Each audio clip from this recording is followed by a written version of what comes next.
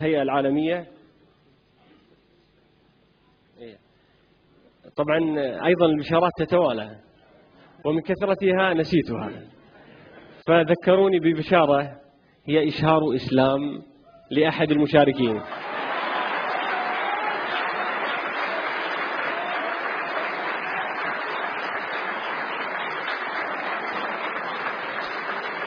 يتفضل الأخ الكريم.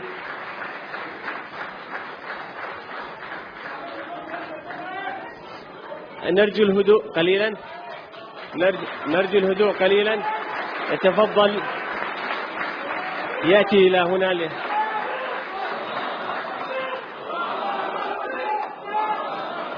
يأتي إلى استريح بارك الله فيك. الآن يأتي إلى، جزاك الله خير على جهودك وحماستك كذلك.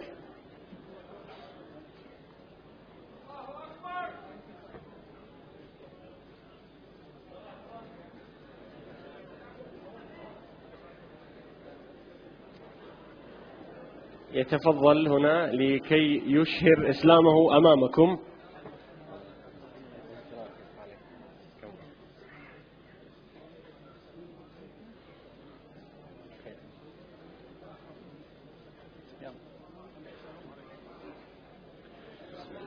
Assalamu alaikum, brothers and sisters. I want to just briefly tell you, I'm sometimes asked, how come you're a Muslim? And I tell them, well, God showed me that I'm a Muslim.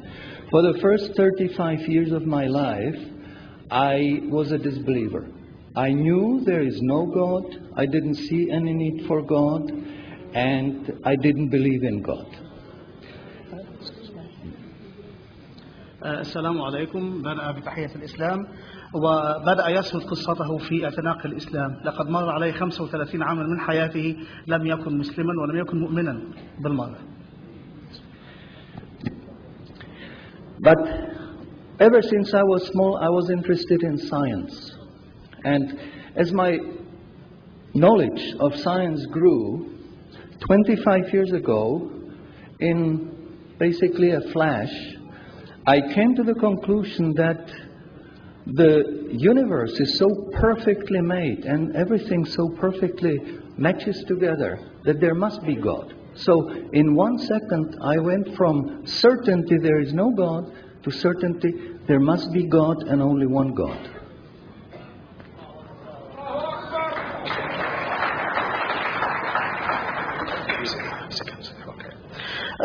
يقول أنه كان مهتما دائما بالعلم وكان يرى إحسان الصنع في هذا العالم وكيف يسير، وكان يقول لنفسه لابد أن هناك إلها يحكم تسير هذا العالم من اهتمامه بالعلم.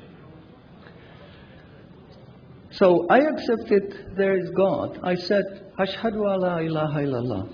وبذلك أدرك أن هناك إلها وشهد الشهادة. But I was not looking for a religion. I thought all religions are wrong. Christians say this is one. The Jews said Jews are chosen people, and if you're not Jew, you're not chosen. And about Islam, I only had negative information. هو آمن بالله ولكنه كان يرى أن ليس هناك من دين صحيح حتى ذلك الوقت. فالمسيحية تقول هؤلاء الثلاثة واحد، واليهود يقولون هم شعب الله المختار، ولكنه أدرك أن هناك إلها ولكنه لم يكن يعرف شيئا عن الإسلام حتى ذلك الوقت. But I didn't want to stay ignorant about religions. So I said, okay, I read Bible. And I saw in the Bible there are places which you know come from God. You feel it in your heart. But you see there are places which come from man. Because this page says something that is opposite to the thing that was said a few pages ago. So I knew that Bible was written by man many years after the prophets. قرر أن يتعلم عن الأديان وبدأ بقراءة الإنجيل، ولكنه وجد في الإنجيل شيئا يلامس قلبه فأدرك أن هذا من عند الله، من كلام الله الصحيح، والصفحة الأخرى من الإنجيل تناقض ما قال في الصفحة الأولى، فأدرك أن هناك الكثير من الكتابات كتبت بعد سنوات وأعوام طوال من الرسل. And I bought a Quran, English translation of the Quran. And when I started reading it with the same idea that just like Bible, it was written by man. Only in this case we know the name of the man, Muhammad. ولكنه بدأ يقرأ القرآن وكان ظانا أنه يقرأه كما قرأ الإنجيل أو الأناجيل من قبل، ظنا منه أنه سيجد به بعض الأجزاء من عند الله وبعضها الآخر كتبها إنسان ما عرف اسمه محمد. And then when I was maybe about 1/3 in Quran, I remember telling my wife, you know, this Muhammad, he must have been a very smart, very intelligent man, because this book is very clear, very logical, very easy to follow, and there are no contradictions.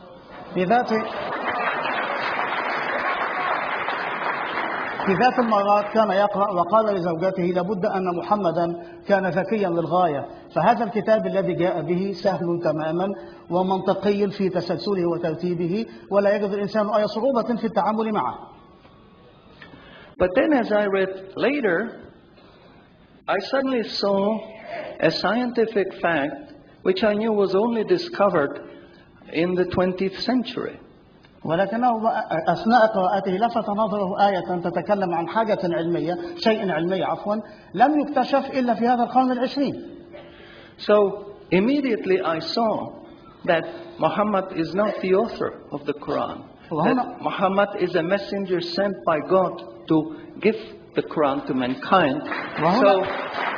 وهنا أدرك أن محمدا ليس هو كاتب هذا النص، ولكنه رسول أرسله له بهذا الكتاب للناس. So I saw, mashallah, Muhammad Rasulullah. قال أشهد أن لا إله إلا الله محمد رسول الله محمد رسول الله.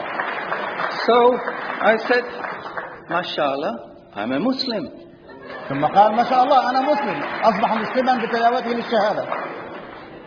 And people ask me, well, how did you react? You said you heard bad things about Muslims, you didn't know anything about Islam. How did you react? Did you want to be Muslim? هناك من سأل كيف أسلمت؟ إنك تعرف أشياء سيئة عن المسلمين ولم تكن تعرف كثيرا عن دينهم، فكيف أسلمت؟ ماذا حدث؟ And I said, I had no choice. Because when I was born, I was a baby. I didn't know I'm different from my mother. Then a little bit later, I knew my mother is somebody else, and when she's gone, I cried because I was afraid she's gone. But I still didn't know what I am. And then one day, I suddenly discovered, mashallah, I'm a boy. أسلم لأنه عندما ولد وكان طفلا كان يتصور أن أمه وذاته شيئا واحدا، فإذا غابت أمه عنه بكى، ثم نمى قليلا قليلا وأصبح ولدا، أدرك أنه ولد وأنه شخصية مختلفة عن أمه. And nobody asked me, what did you do? Did you want to be a boy? No, because we know we don't have a choice. God makes us this. So, mashallah, that was the greatest blessing on my wife, of my life. I have wonderful family, I have wonderful children, wife, everything. But the greatest blessing was that God showed me His guidance. And when I pray, I make dua, God, please let me die as a believer. Let me never disbelieve again. لم يكن له خيار إلا أن يكون مسلما، فكما قال أنه ولد طفلا ونمى وكبر وأدرك أنه ولد، ولم يكن له في ذلك خيار، ولكنه وجد أن لا خيار له سوى الإسلام، وبذلك أصبح مسلما، وهو دائما يصلي يدعو الله ألا يتركه يموت على ملة غير الإسلام بعد أن اهتدى إليها. And a little while ago, I heard somebody here who was concerned that maybe the signs that are discovered in the Quran may be wrong. We should have a committee to see if the signs are right. God says in the Quran, we demonstrate our miracles to those who attain certainty. سمع من يقول أنه ربما الآيات العلمية أو ما يكتشف من علوم استنادا إلى القرآن قد تأتي الأيام باختلافها أو يثبت خلافها فيما بعد، ولكنه يقول أن هناك آية في القرآن، ومعنى ما قاله معذرة لا أحفظ القرآن كاملا، ولكنه يقول أن آيات الله موجودة هذا المعنى عفوا آيات الله موجودة لمن يريد أن يتحقق، فالكتاب به كل شيء. So my answer is, ما فرطنا في الكتاب من شيء. شكرا. so my answer is, when you have strong iman and you have knowledge of the scientific facts, when you see it in the Quran, you don't have to worry, is it right or is it wrong? It will jump out at you, it will hit you, and you will say, MashaAllah, this is a sign from God, and you want to make sajda because you feel very humble, because you know this is the truth. There is no false science, no wrong science, because this book is from God and He doesn't make any mistakes. حينما نتعرف على حقيقة علمية ونجد لها ذكرا في القرآن ربما كانت خافية عنا وفجأة تفجأك بوضوحها، وحينئذ تدرك أن هذا الكلام الموجود في القرآن من المستحيل أن يأتي ما يتعارض معه، لأنه علم صادر عن العليم.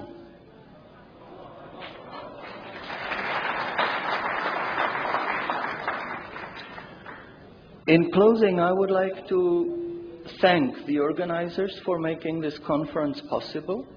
في الختام يريد أن يشكر القائمين على تنظيم هذا المؤتمر بأن خرج على هذا المستوى على هذا النحو. I think conferences like this are extremely useful.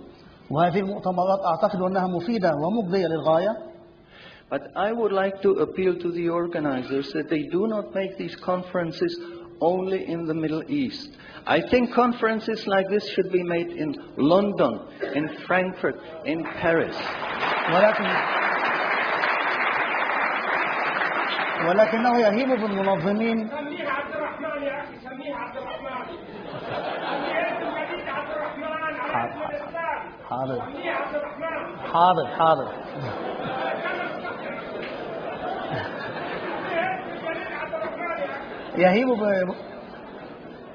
يهيب بمنظمي هذه المؤتمرات ألا يعقدوها في بلداننا، في البلدان العربية، ولكنها لابد أن تعقد في بلدان أخرى، في لندن، في فرانكفورت، في باريس وغيرها من البلاد. هذه الأماكن التي نتوجه إلى أهلها بهذه الرسالة. I would like to thank you for your attention. Shukran jazilan and salamun alaikum. شكرا على اهتمامكم والسلام عليكم ورحمة الله. I definitely want to give you an Arabic name, Abdul Rahman. This is what we so if you want to change your name. Actually, my name, Alam, is already an Islamic name because in Arabic it means Akram. In which language? يقول This gentleman wanted to change my name. I told him I don't need it. Abdurrahman is a wonderful name, but my name, I am Czech originally. My name is Mulan, and in Arabic it means something like Habibi and Akram. يقول ردا على الأخ الذي أراد له أن يغير اسمه ليكون عبد الرحمن، يقول اسمه ميلان وهو أصلا من تشيكوسلوفاكيا، وفي لغة التشيك كلمة ميلان تعني أكرم أو حبيبي كما قال، فهو اسمه اسم إسلامي أيضا.